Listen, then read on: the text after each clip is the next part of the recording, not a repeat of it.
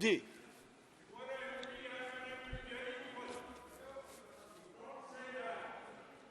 शुक्रिया सर। सब minority community से हैं, इनको भी थोड़ा बोलने का मौका दे दें। शुक्रिया सर।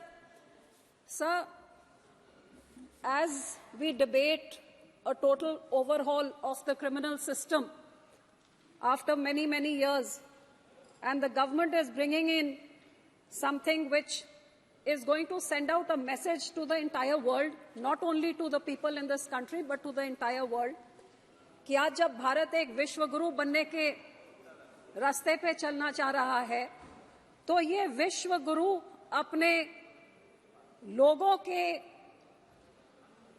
उनके इस सिस्टम को जब ओवरहॉल करता है, तो ये आगे का, पीछे से सीख के आगे का क्या दिशा देता है। We are looking into the future where we are waiting to compete with the developed countries. And we cannot come up with draconian laws. We can either become an authoritarian state like China, or we can go where human lives, human values, our rights as enshrined in the Constitution for everybody, from a minority to an SC to the last person in the queue, are all given equal importance and equal regard. Before me, my colleague Owaisi Saab said a lot of things, and I am in agreement with many of those things, because the fact of the matter is that history has shown that whenever there are atrocities, it is the minority which has suffered the maximum. And I come from a state where we have been at the receiving end of this forever. Sir, today the most important thing for any human being is his freedom, as enshrined in the Constitution, my civil rights, my right as a human being to express what I believe, to be able to say what I want, and not live in fear of a police state misusing their powers to hound me because I have certain beliefs and I have the right to express them. Unfortunately today, sir, this law is going to give unbridled powers to the police and make it into an authoritarian state rather than a democratic country that we all want to live in, as enshrined in Baba Saheb Ambedkar's his constitution. Sir, in this bill, I would just like to make a few small points. That what is absolutely clear is that the police is getting the kind of powers which I don't think any police force should ever have, because it is clear that everybody in all these posts who are appointed by political people. And obviously their allegiances are towards political people. I don't need to tell what the Supreme Court says about certain caged parrots. But here we are talking about police at the level of state also, starting from the Thanedar to the SSP, to the IG, to the DGP. All are political appointees. And because of that, there is political pressure in their actions. And everybody sitting in this August House, every political party has borne the brunt of that. And nobody should understand it better than us and better than our Honorable Home Minister. Which is why I feel that these powers which are being given without any checks and balances to do as they want. The police has been given, there is a UAPA law, but today the police has been given exactly the same powers. And there are no checks and balances whatsoever, sir. So these arbitrary powers which are against liberty, democracy, dissent, opposition, and I think here is a living example that such an important bill is being discussed, which should be in a fair and transparent manner with everybody allowed to air their views. And here there is only the ruling party and a handful of us opposition people who are being allowed to say what we want. This is not the way for such an important bill to be passed, sir. Sir, these bills have many discrepancies. I don't know whether I should repeat what Owaisi Saab has already said. For example, the police custody up to 60 days, how the police is allowed to decide what they want to do and how they want to do it. I don't want to get into all of those, sir. My point is more on the human rights angle of it, because as a Sikh, sir, एक सिख होने के नाते sir मैं इत्थे दसना चाहांगी कि साडे पंजाब ते पंजाबियां दे उत्ते जिन्हां यह पुलिस अट्रोसिटीज़ नूं असीं सहा हैगा, साडा इतिहास गवाह हैगा सर। ये ओ कौम हैगी सर ਜਿਹੜਾ ਮੈਨੂੰ ਅੱਜ ਦੱਸਣ ਦੀ ਲੋੜ ਨਹੀਂ, ਲੇਕਿन शायद सारा हिंदुस्तान जानता है ते लेकिन ਜਿਹੜੇ नहीं जानते ने ਉਹਨਾਂ ਨੂੰ ਜ਼ਰੂਰ मैं दसना चाहांगी कि सब तो पहले ਉਹ ਸਾਡੇ 9वें गुरु ਸੀਗੇ गुरु तेग बहादुर साहब, जिन्हां ने तिलक ने जंजोई ते रक्षा वास्ते अपना सीस कलम कर दिता, अपनी शहादत दी एक दूजे धर्म नूं जिंदा रखण वास्ते। ਇਹ ਸਾਡਾ ਧਰਮ ਸਿਖਾਉਂਦਾ है। ਅੱਜ भी ਸਾਡੇ ਗੁਰਦੁਆਰਿਆਂ 'ਚ ਸਰਬੱਤ ਦੇ ਭਲੇ ਦੀ ਅਰਦਾਸ ਹੁੰਦੀ ਹੈ।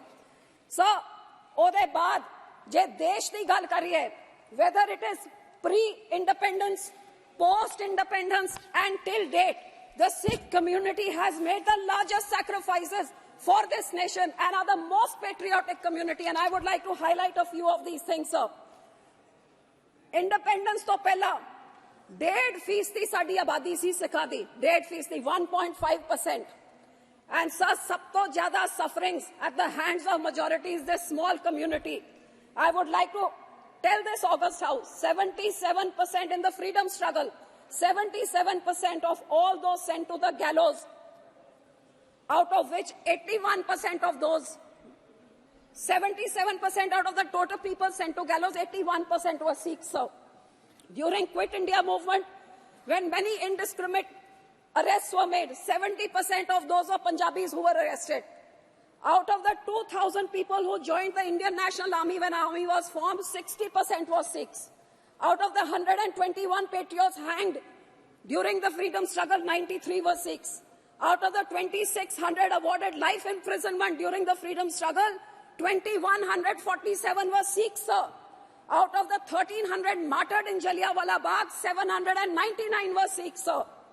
So, जब देश आजाद नहीं हुआ था, उस टाइम ये सिखों ने 1925 में 1920 में अपने गुरुद्वारा ब्रिटिश के पिट्ठुओं से आजाद हमने करवा लिए थे अपने गुरुद्वारा को, जब देश नहीं आजाद हुआ था, sir.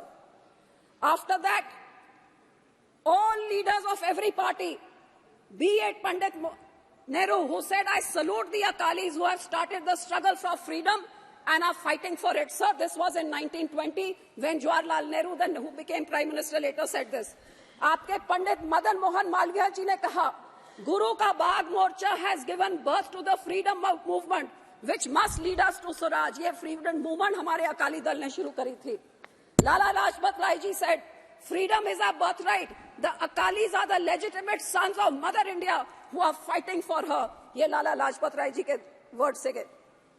So in every sphere, I can say that considering we were hardly 1.5% of the population, ये भी मैं कह सकती हूँ, जी आज पंजाब हिंदुस्तान में है, इसमें भी हमारे मास्टर तारा सिंह जी की इंटरवेंशन, जब when he went to the Muslim League flag atop the Punjab Assembly at Lahore and pulled it down, which saved half of Punjab for India. Otherwise, entire Punjab would have gone to Pakistan, left to Mr. Nehru. And the Yamuna River would have been the dividing line between India and Pakistan. So, sir, ये लड़ाई पंजाबियों ने लड़ी. उसके बाद हमारे बॉर्डरों में देश का बंटवारा हुआ. हजारों लाखों सिख और हिंदू भाईचारों का अपने वहां से उजड़ के सब इधर आए. And लेकिन सर ये सब होने के बाद what did we receive post independence? All kinds of atrocities by the state. हमारे पंजाब का बंटवारा हुआ, लड़ाई हमने लड़ी, देश को आजाद करने के लिए कितने बड़े सैक्रिफाइसेस दिए, और जब देश आजाद हो गया तो पंजाब के टुकड़े टुकड़े करके अलग अलग राज्य बनाए गए. हमारे को राजधानी नहीं दी गई, हमारा पानी खो के दूसरे राज्यों को दे दिया गया अगेंस्ट रिपेरियन प्रिंसिपल्स. हर तरीके से पंजाबी स्पीकिंग गांव को दूसरे. सब प्लीज, अब तो कोई ऑपोजिशन नहीं है, अब तो आज टाइम दे दीजिए. बिल पर बोले इतना मैं आ रही हूँ उस पर सर, मैं एट्रोसिटीज की बात कर रही हूँ कि कानून कितना जरूरी होता है. उसके बाद सर एक स्टेट स्पॉन्सर्ड जेनोसाइड का क्या कैसे हुआ, वो हमारे अकाल तख्त साहब के ऊपर इंदिरा गांधी के कहने पे जब वहां टैंकों तोपों से चढ़ा के हमारी सबसे जो धार्मिक स्थान है उधर जिस तरीके से टैंकों तोपों के साथ अटैक किया गया, गुरपुरब के दिन जब वहां पे श्रद्धालु थे उनके कत्ल करके सारा सरोवर लाल कर दिया खून से. ये एक स्टेट स्पॉन्सर्ड, जब प्रधानमंत्री अपने ही लोगों के ऊपर, तो क्यों आज तक इंदिरा गांधी के ऊपर क्यों कोई कानून नहीं लगा? उसके बाद जब हमारे दिल्ली में 84 का जेनोसाइड हुआ सर, तो कितने हमारे सिख लोग के कत्लेआम शरेआम हुआ, सारा देश जानता है ये कांग्रेस की देन। आपको हैरानी होगी, एक एफआईआर, सिर्फ एक एफआईआर दर्ज हुआ, तो क्यों आज 40 साल होने के बाद आज भी हमें तो कोई जस्टिस नहीं मिला। आपके इस नए कानून में सिखों के साथ कहाँ इंसाफ है? कौन सा वो पॉइंट है, मुझे बताएं जरा गृह मंत्री जी, वो कौन सा है जहां 40 साल बाद हमें इंसाफ मिले? और सर यही मैं कहना चाहती हूं कि हमारे सिखों के जब धार्मिक स्थानों पे अटैक हुआ, हमारे कत्लेआम हुए, कोई वहां पे किसी को सजा नहीं मिली, कोई एफआईआर नहीं लगाई गई, कोई हमारे बहनों के साथ जो रेप हुआ कोई हमारी सुनवाई जब कहीं नहीं हुई। और इसी तरह पंजाब में जब हजारों नौजवानों को, बेगुनाहों को यूएपी लगा के, ऐसे ऐसे कानून लगा के, जब उनको एक पूरी जवानी, अब यहाँ पे वो बिट्टू नहीं है कांग्रेस के एमपी साहब, उनके जो दादाजी थे, पूरा बेअंत सिंह ने एक पूरी पीढ़ी सिखों की खत्म कर दी। ऐसे ही पुलिस एनकाउंटर्स करके, फेक एनकाउंटर्स, आज तक हजारों लाखों नौजवान लापता, पता ही नहीं लगा कहाँ गए फेक एनकाउंटर्स में, क्योंकि पुलिस के पास अनबिल्डेड पास थे। तो इस तरह के विदाउट चेक्स एंड बैलेंसेस बाहर कितना बड़ा नुकसान कर सकता है, ये हमें पंजाबियों में देखा। और सर जब ऐसे हालात थे, जब नौजवानों को मारा जा रहा था पुलिस से, कल क्यों आपको हैरानी होगी, कल की कहानी, एक ऐसी लेडी 19 साल की, उसके हस्बैंड को उठा के मार दिया पुलिस एनकाउंटर में। और अब कितने 30-40 साल बाद आज थानेदार से लेके डीजीपी तक, आईजी तक, सबको पुलिस ने अब जाके अदालतों ने उसको इंसाफ दिया, क्योंकि फेक एनकाउंटर था, फैब्रिकेटेड था, उसको एक टेररिस्ट बना के उसका एनकाउंटर कर दिया। तो ये तो लाखों हजारों से हर घर की कहानी थी पंजाब में 80 के दहाकों में। और सर जब ऐसा माहौल था, जब नौजवान मारे जा रहे थे, तो उन लोगों को रोकने के लिए जो हमारे सब सिर्फ कुछ सुझाव कुछ देना चाहती हैं? जी सर, मैं उसी पे आ रही हूँ सर, उसी पे मैं कहना चाहती हूँ। जब ऐसे का माहौल पूरे पंजाब में 10-12 साल चल रहा था, तो कुछ नौजवान, अब इधर ही इस हाउस में आपने देखा, कुछ नौजवानों ने कुछ दिन पहले क्या किया, क्या कह रहे थे वो नौजवान कि हमने अपनी बेरोजगारी, मणिपुर या फार्मर्स के बारे, तो नौजवान अपने भावनाओं में बह के उस समय उन्होंने कुछ कदम उठाए। 25-25 साल के नौजवान थे, हमारे बंदी सिखों की मैं बात कर रही हूँ, और बहुत विनम्रता से मैं बात कर रही हूँ, क्योंकि इस पूरे कानून में आज भी उन बंदी सिखों के इंसाफ के बारे में कुछ भी नहीं है sir.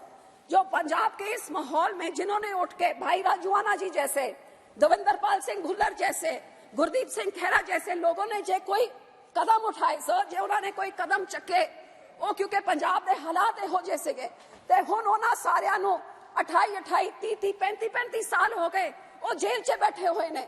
So where in the constitution or where in legal prudence does it say that you can just be imprisoned forever without any, आपको कोई इंसाफ ना मिले? ये तो ह्यूमन राइट्स की वायलेशन है, ये एक इंसान की इंसानियत की वायलेशन है। Sir 1 minute, 5 minute sir. Sir, here I want to say that in the mercy petition, जो आपने mercy petition के बारे में कहा है, सर फॉर एग्जाम्पल हमारे भाई राजूआना, यू मस्ट नो सर, 28 साल से जेल में बंद हैं, क्योंकि उस टाइम 84 के दहाकों में उन्होंने कोई कदम उठाया, कोई कंस्पिरेसी करी। 28 years he is lying in a prison in an 8x8 cell. For 12 years his mercy petition is pending. No decision is being taken. The court tells the government to take a decision. The government doesn't take any decision. And now the new law says, besides his family, nobody can apply for it also. If the person has no family, sir, उनके माँ बाप जे मर गए, तो कौन करेगा? ये कहाँ से आप ये लेके आ रहे हैं? और 12-12 साल कोई इसका फैसला ना हो, तो इससे बड़ी बेइंसाफी क्या हो सकती है? जिस करके सर आई वुड से कि ये आप मर्सी पिटिशन वाला, तो I would appeal to you sir, जो 8/8 की चक्की में 28 साल, 25 साल से अब 60-65 साल उनकी उम्र हो गई, और सुप्रीम कोर्ट कहता फैसला दो, और सरकार कहती है anti social elements are a problem to society. तो सर कई लोग ऐसे जिन्होंने बेअंत सिंह की हत्या में थे, उनको बाय लॉ लीगली अपने तरीके से उनको पैरोल भी मिल गया, वो अपने घर पे भी रह रहे हैं, अदालत ने उनको घर भेज दिया, राजीव गांधी के किलर भेज दिए। तो जब वो उनको कोई सोसाइटी ने उनसे कोई प्रॉब्लम नहीं, गुड कंडक्ट उनके प्रिजन में रहा, तो क्यों नहीं ऐसे लोगों को फ्री करा जाता? सर जस्ट 2 minutes मोर। सर गुरु साहब के 550 सालों पे सरकार ने इस चीज का वादा भी किया था। आज इस कानून में मुझे कुछ नहीं दिख रहा कि when remission has been granted, when these prisoners are going to be set free, which you promised in 2019, आज तक नहीं हुआ, बल्कि आप यूएपीए उठा के आप पूरा पुलिस को वो पावर्स दे रहे हैं, जो पुलिस आज भी उठा के कोई भी चीज किसी को भी टेररिस्ट 2019 पे आपने लॉ को रिवाइज किया कि पहले एक टेररिस्ट ऑर्गेनाइजेशन होती थी, अब किसी भी इंडिविजुअल को आप टेररिस्ट कर दें। इसका मिसयूज पंजाब में तो रोज ही हो रहा है, देश में भी देख रहे हैं, किसी को भी टेररिस्ट। आपको हैरानी होगी कि पंजाब में कुछ बच्चों ने सिक्खी का प्रचार करने के लिए कुछ पैम्फलेट घर पे मिले तो उनपे भी यूएपीए लगा दिया और फिर उठा के दूर दूर भेज देते। श्री रमेश विदुड़ी जी, सर मैं अपील करती हूँ कि इस कानून का